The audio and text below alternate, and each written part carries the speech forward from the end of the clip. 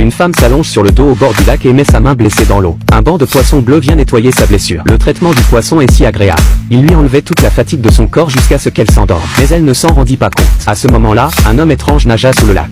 Il sortit son pinceau. Il dessina doucement un motif sur la main de la femme. Quand elle s'est réveillée, elle n'a rien vu. La femme s'appelait Annie et était une guerrière de la tribu. Aujourd'hui, le chef lui a confié la tâche de défendre son honneur. Le chef lui a mis son insigne sur le bras. Il a remarqué un motif sur son bras. Il l'a réprimandée parce qu'elle se concentrait trop sur son apparence. Ignorant cela, Annie s'est sentie lésée. Alors qu'elle était prête à reprendre sa mission et l'a laissée à quelqu'un d'autre. Annie a saisi le chef d'une main et laissa tomber une larme sur sa main. À cause de ce comportement, a failli lui coûter sa place dans l'expédition. Elle retourna au lac avant l'expédition pour trouver l'homme mystérieux qui avait fait la farce. Elle demanda à son compagnon de s'allonger au bord du lac, habillé comme elle, pendant qu'elle tirait son arc et ses flèches d'un arbre lointain, et attendit que l'homme apparaisse. Alors qu'elle regardait vers le lac, Milo est apparu derrière elle. Il place le serpent qu'il a préparé sur l'épaule d'Annie. Et comme Annie n'osait pas faire un geste, il a tranquillement pris son pinceau et lui a tatoué le corps. Annie d'un arbre lointain, et attendit que l'homme apparaisse. Alors qu'elle regardait vers le lac, Milo est apparu derrière elle. Il place le serpent qu'il a préparé sur l'épaule d'Annie. Et comme Annie n'osait pas faire un geste, il a tranquillement pris son pinceau et lui a tatoué le corps. Annie n'était pas encore au courant. Elle a tapoté ses doigts pour faire un son.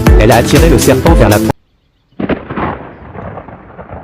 de flèche. Puis elle a renvoyé le serpent d'un seul coup d'épée. Lorsqu'elle se retourna pour regarder autour d'elle, l'homme avait disparu. Annie n'attendit pas que l'homme mystérieux apparaisse. Elle était prête à repartir. Elle fut alertée par son compagnon. Elle se rendit compte qu'il y avait un autre tatouage sur son bras.